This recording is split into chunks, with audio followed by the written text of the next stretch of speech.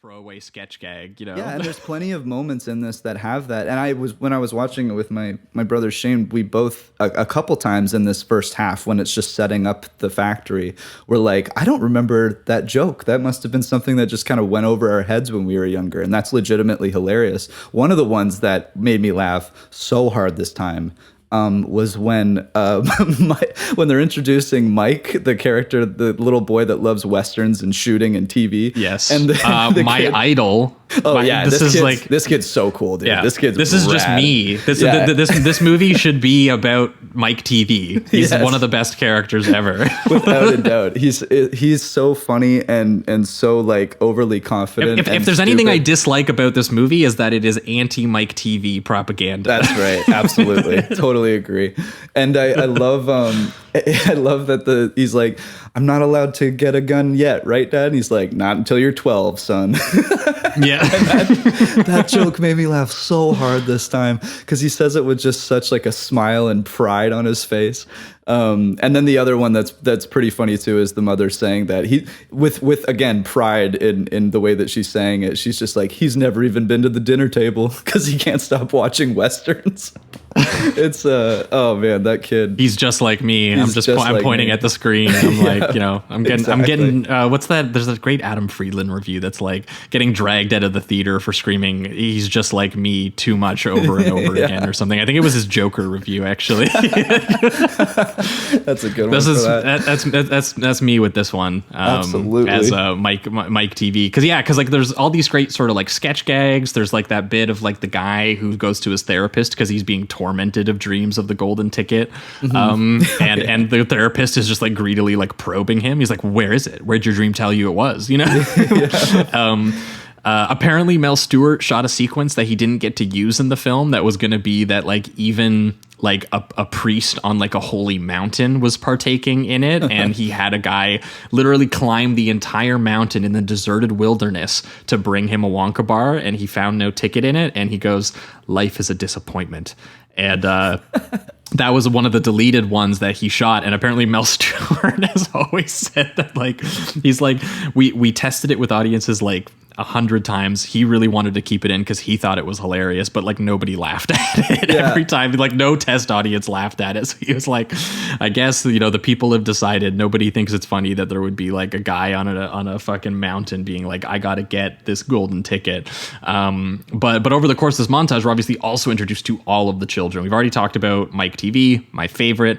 For obvious reasons, dude is just lazy and angry, and he watches westerns and gangster movies all day. He's the best. But we're also introduced to Augustus Gloop, who is this rather buoyant German boy, I'll say, whose legitimate hobby in the film, because I mean, you know, people have talked about this a lot with Roald Dahl. I think like, you know, kind of after his death, but he had a lot of stuff to do with like fat people in his work, and he really thought like gluttony and eating was like maybe a more severe sin than people might today. Just visually speaking, he makes a very compelling argument, especially in Matilda. Visually, his artwork was very, you know, he was like, you know, they are gross. And here is this boy just like, you know, legitimately his hobby is eating and consuming, and which he kind of envisions as kind of like a vision of greed in a way.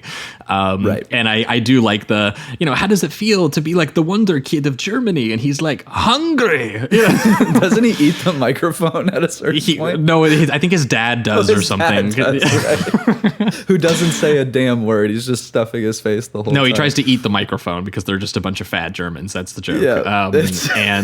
Yeah, you've also got Veruca Salt, who is the, you know, meant to be the kind of like the spoiled little brat, who her gag with her father using all of the employees of his peanut shelling factory to systematically like unwrap the bars until he gets, you know, his screaming little girl a ticket is definitely one of the like kind of like bleaker ones, especially when she's like, you know, make those twerps down there like work nights, you know, that we're gonna get me a ticket no matter how many bars it costs, you know. It's just this 10-year-old basically like enslaving these people because the father has no backbone. It's like honestly, he's probably the most pathetic character in the film, in a sense of just like how he's constantly portrayed. I'll get it for you, sweetie. Yeah. He has absolutely no backbone with her whatsoever. And I mean, I gotta say the girl that plays was Veruca Salt. Yeah. Yes. Veruca. Julia Dawn Cole. She's very good, very committed to being the most annoying little girl I've ever had the displeasure of seeing on screen. She's fantastic, honestly. Just constantly screaming and just throwing a tantrum. It's honestly it's pretty entertaining in a sense.